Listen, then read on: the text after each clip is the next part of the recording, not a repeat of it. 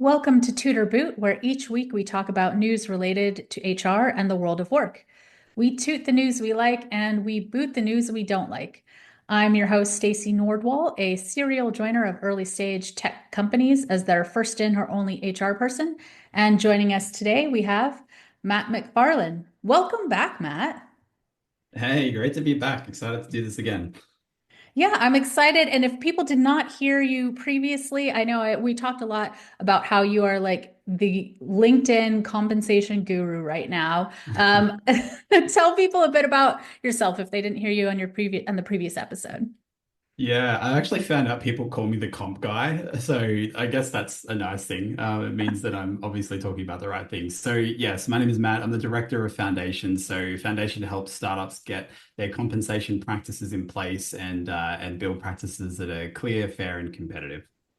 All right. Well, we love that. It's very clearly needed. And I think with the economy as it is, I think you're gonna have a lot of people coming to you to talk about their comp philosophies. Always. All right, so let's dive in. We have an article from The Guardian. It's titled Inequality and Flexible Working Dividing Britain into Two-Tier Workforce.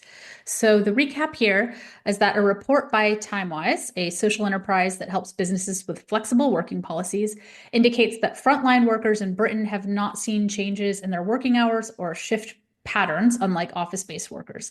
They said that for workers in sectors like retail, healthcare, and construction, the world of work remains frozen in time, and that this is creating a two-tier workforce with office-based employees being better able to manage work-life balance because of the flexibility they have. So they're Mhm. asking that the government work to ensure that more workers will benefit from the changes in the Employment Rights Bill making its way through Parliament, and said that they've demonstrated through a pilot study that flexible working can be introduced into sectors like construction, which are on site and complex due to scheduling, by introducing flexibility through other things like different working hours. Um, what did you think? Yeah, I think on the whole, this is positive. I mean, it's not a new issue. I think we've known ever since the real rapid acceleration of remote work and flexibility due to COVID that this kind of two-tier workforce that they refer to, is just a reality of the ways in which we work. I think for a lot of these frontline workers, construction, healthcare, aged care, things like that, you have to be on site to do your job.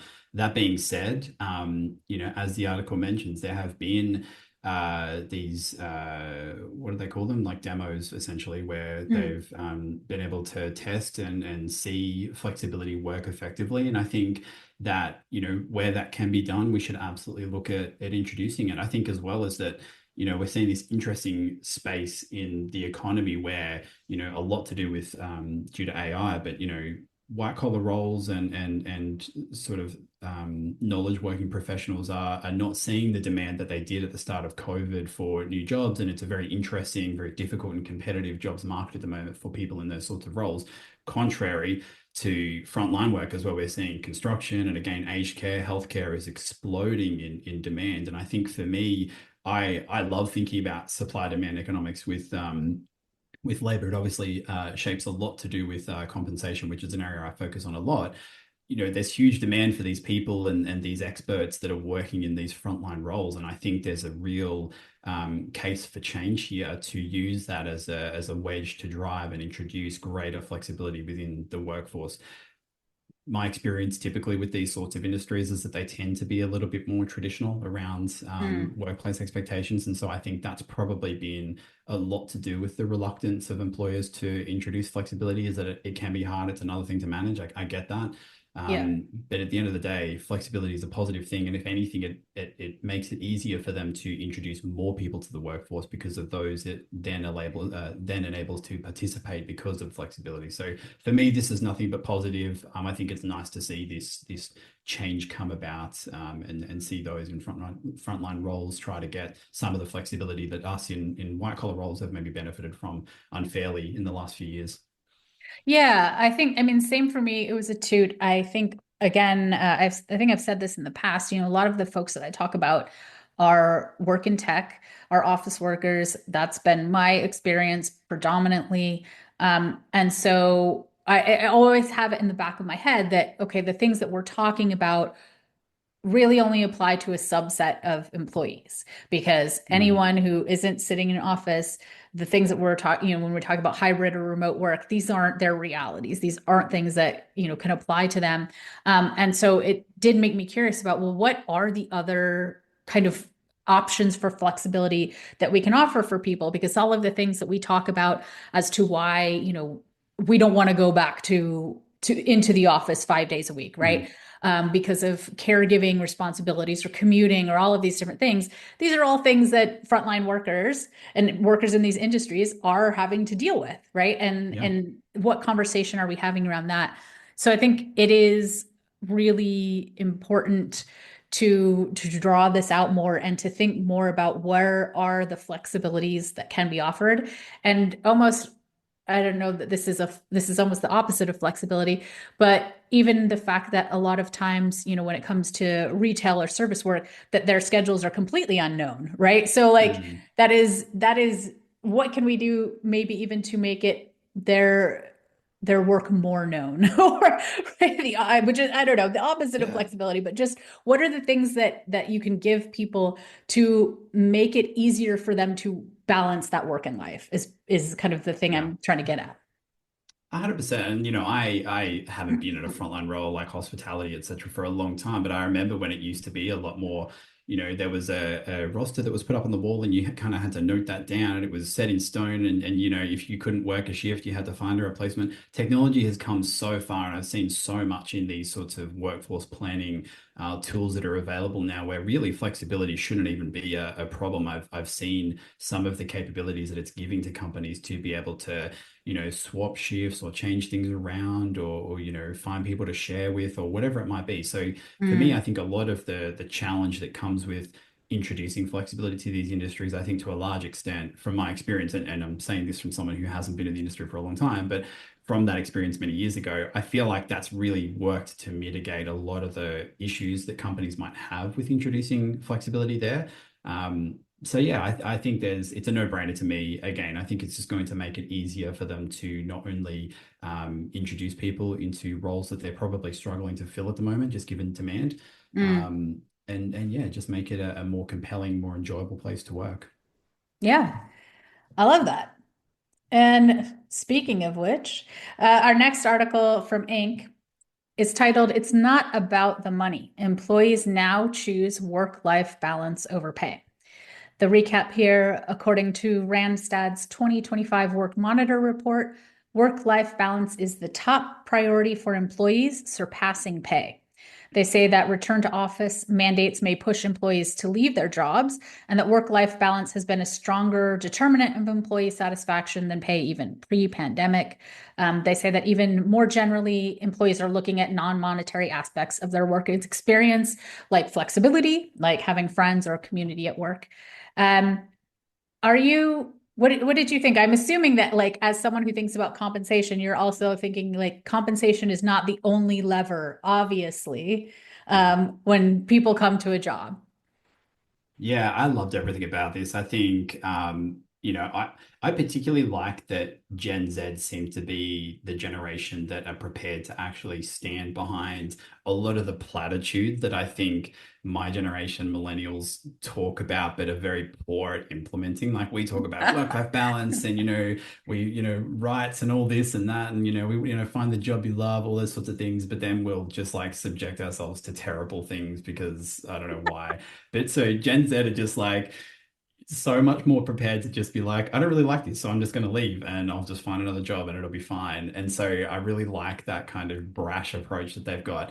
Yeah, I think, on the salary side of things, and I think the thing I would urge to people is like, it's not that salary is not important. It's just that it's like there's a kind of an expectation there, but then actually the upside for them really is that work-life balance. And I think it speaks to a bigger theme that I'm seeing emerge with that generation, which is that they really don't want that kind of 9 to 5 for 60 years until they retire. And that whole dynamic and that whole model is really shifting. And another thing I'm seeing the emergence of is this kind of concept of micro retirements. We're actually between those sort of 2 to 3 year stints at a job, they're actually looking to take these sort of sabbaticals. And so I think there's a learning there for a lot of companies that if you're wanting to retain this talent, don't let them get to the end of 2 to 3 years and go, actually, I'm just going to quit and go do something for 6 months. Give them the space to have those opportunities and retain that knowledge and expertise within the business, and just find ways to make things like that work, because it's clear that the traditional career path is not going to fly for these professionals anymore. And they have much greater expectations. They've seen people, and I think we've all seen, the TikToks and the reels of people who are sitting in their car after finishing at 5 or 6 o'clock, and they're like, I just entered the workforce and I'm kind of confused about when people actually live their life. So, how do I fit that part in? So we're seeing that notion really dominate the expectations, and the EVP that these people are looking for. So I think we just have to, as companies, we have to find a way to make sure we're appealing to those things rather than trying to force that whole generation into the same model, which we've kind of put up with for a long time. Yeah, I mean, this is something I've said before too, is right. I think they're reacting to the fact that that model doesn't really exist anymore anyway, right? Like Oh yeah. my parents worked at the same job for 30 years. They got their pension, they got their retirement. That doesn't exist for me anyway. So, and it doesn't exist for later generations. So why would I adhere to kind of this Mm, same model of working when that's not the trajectory anyways. That's not the payoff. That's mm. not that it just doesn't exist in the same way. So I think it makes a lot of sense that folks wouldn't be as okay with it. Yeah. What are they buying into if the employer is not providing these kinds of things? What am I there for? Yeah, the whole dynamic has changed, right? Like they don't see, I mean, they've come into a workforce where there's layoffs everywhere. That whole concept of, single job for life is, you're right, it's completely fragmented. Now they've kind of AI's come on the scene, and they're seeing all these entry level roles be destroyed by the fact that AI can do a lot of what those sorts of roles are doing. So they've got diminished opportunity there as well. They're really looking at, well, okay, well, let's try to maximize the life I'm having instead. I think as well, like Mm. you often see, let's talk about, the cost of living crisis as well. They're not seeing maybe the reward for climbing that ladder anymore, Yeah. than what they did, and they're often seeing it at too great a cost to their work-life balance, or their life in general. And they've just decided, actually, it's diminishing returns. I'd rather stay in an individual contributor role, at the level that I'm at, rather than necessarily pursuing promotion, etc. And it's just not doing it for them anymore. Yeah. Yeah. And I think, going back to one of the things we started off saying is that um, there are, everyone makes a kind of complex set of evaluations when they decide they're going to work somewhere. Salary is one of those. Flexibility is one, vacation time, retirement, all of these different levers. They all change at different points in your life. Different things Mhm. become more important, less important. So when they say, employees now choose work-life balance over pay, I think for me, I just think, well, all you're really seeing is that people are always making these complex evaluations and that they're deciding which levers are more important to them. And it's not surprising to me that that turns into something that looks more like work-life balance over pay. Yeah, yeah. Maybe this will be the generation that actually sees it. Let's hope so. Oh, okay. Well, speaking of Gen Z, we have from the Telegraph.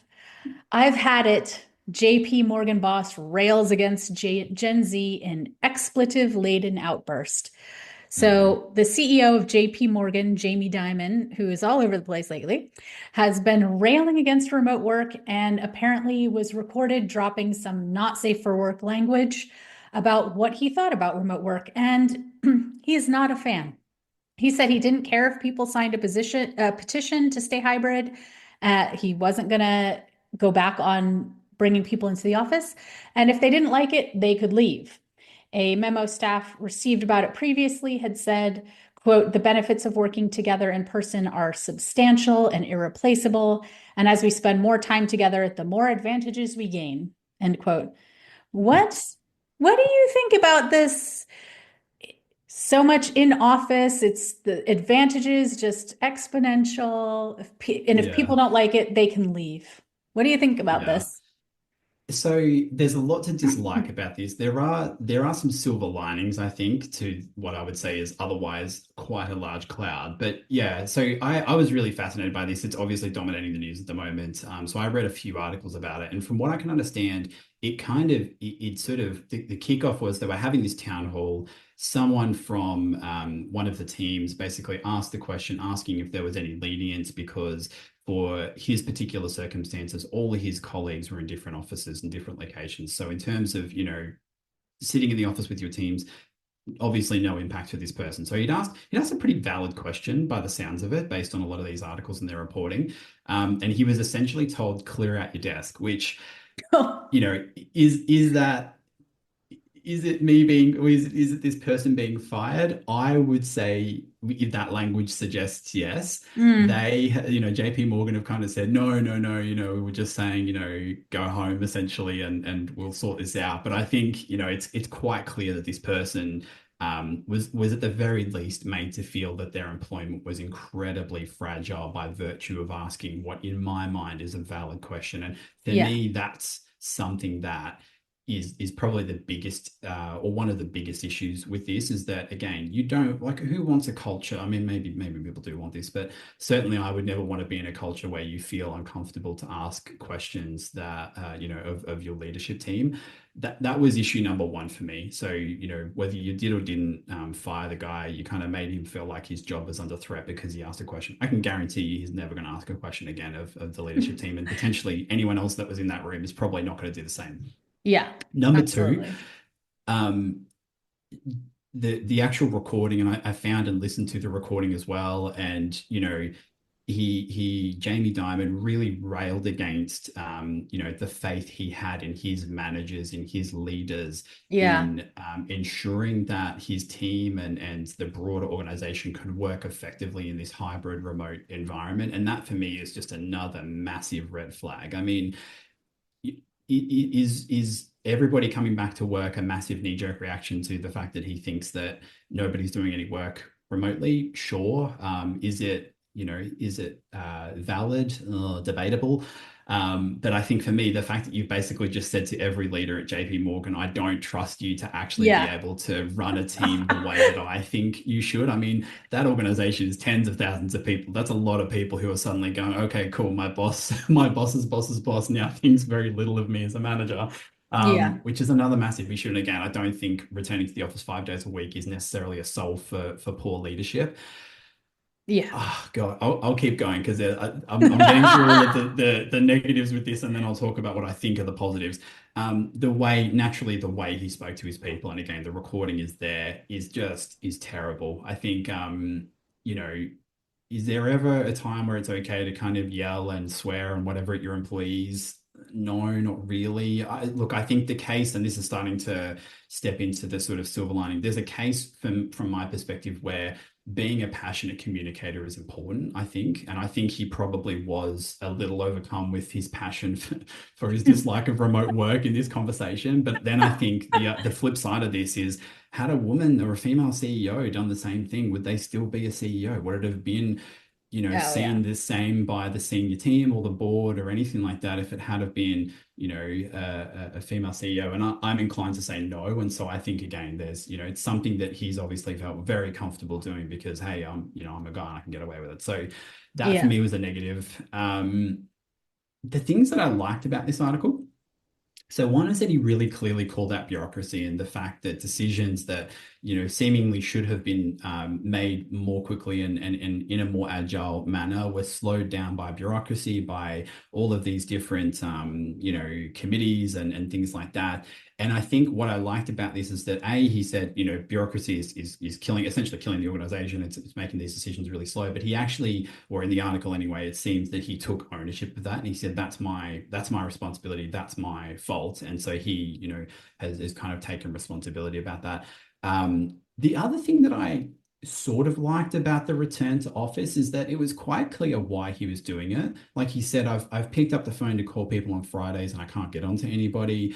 I go to the office and on days that we're supposed to be in the office and nobody's here. So I kind of get, although I don't think it's the right solution, and we've talked about leadership and things like that, I kind of get why he's done it. And if anything, it almost gives a lot more clarity to the justification and the rationale behind why they've come back to the office than 99% of other Fortune 500 CEOs or Mm. any other CEOs who have brought people back, where they've kind of just said, we're doing it. It's just, I think it was Amazon, was it? It's a gut feel. I can't, there's no data that says this, but I just feel like we work better. So at least he's kind of said, look, these are the two things that have driven me to make this decision.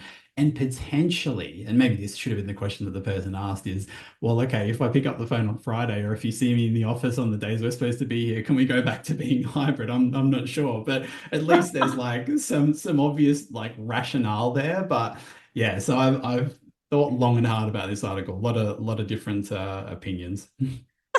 I feel like you had a generous interpretation of some of the positives Yeah, of maybe I'm it. trying to be even-handed. I mean, I think so to call out some of the things that you mentioned about the bureaucracy. And so again, they didn't go into that too much, but from reading that, my thought was, but what does this have to do with being in office, like in Mm, person in office? that's a Because good point. the bureaucracy would still exist if that's your problem, right? Yeah. And I thought also, I looked up how many employees they have. They have 300,000 employees. So Oh, okay. again, yeah. So again, when you're talking about being in office and you said you researched and the person asked exactly the question that I had in my mind, which was when you have that many employees, you're not the chances that everybody is co-located with Mm, their team and the people that they need to work with is pretty low. yeah. It's unlikely. So in that case, again, what is the benefit of being in person in office 5 days a week if like that person who apparently was told to clean out their desk if your team isn't even there. So that was something again where I struggle with this. The other thing is Morgan Williams, we were talking about this and she said, oh yeah, well they also just have a new office, and this is probably why. So I go Yeah. and look up the office.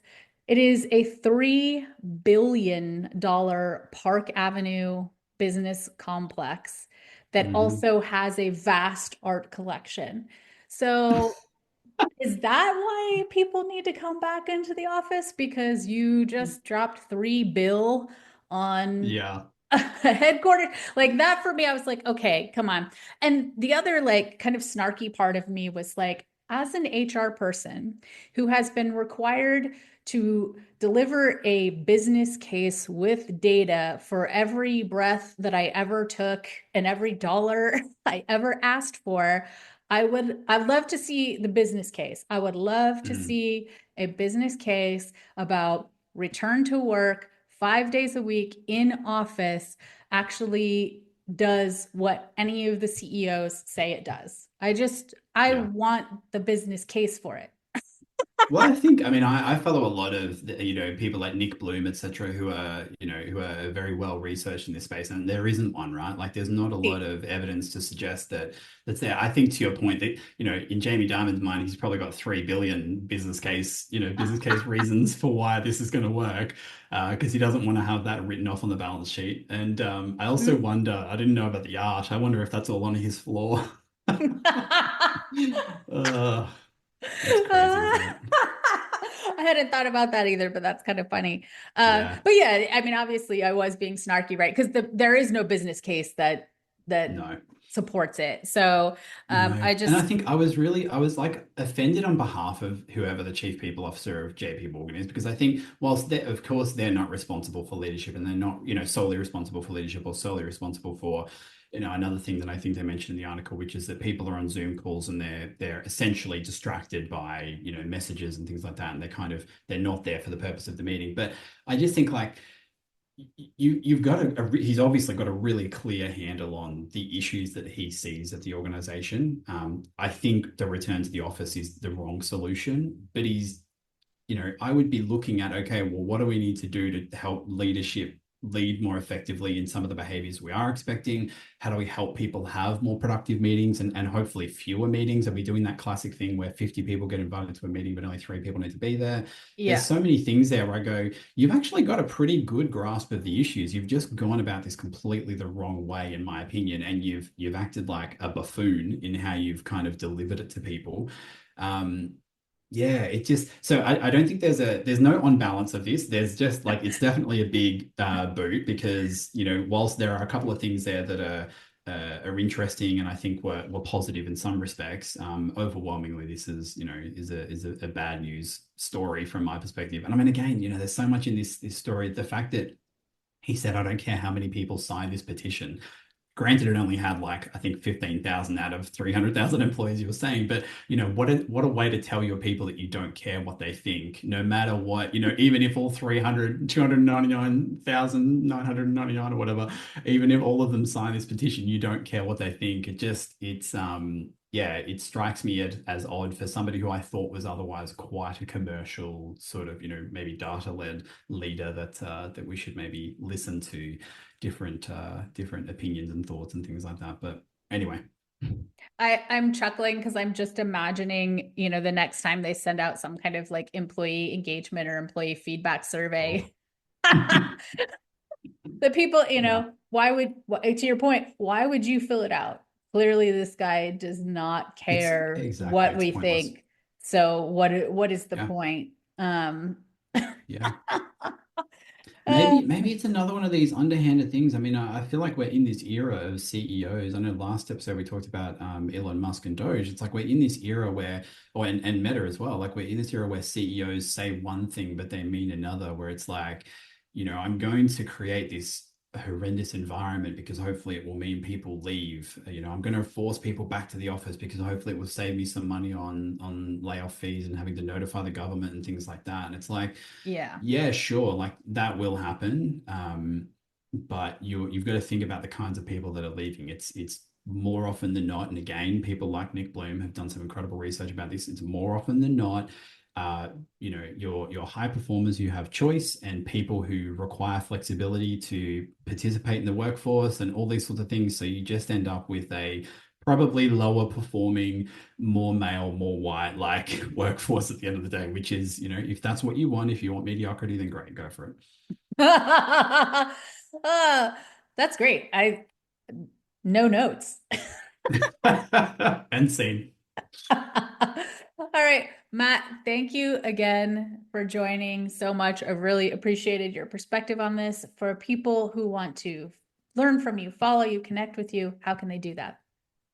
Yes, great to be here. Definitely look me up on LinkedIn. That is where I am most active. I also have a newsletter where I interview heads of people and founders and other experts within the startup space and talk about everything to do with compensation and how you can implement practices as well. So that's called the Foundation Series, and you can find that on my LinkedIn too. All right, fabulous. Thank you so much. Great to be here. Thanks for listening to another episode of Toot or Boot. You can keep in touch with me, Stacy, on LinkedIn, and be sure to subscribe to our newsletter at tootorboot.com. And if you're enjoying Toot or Boot, we'd appreciate your positive review on your favorite podcast platform.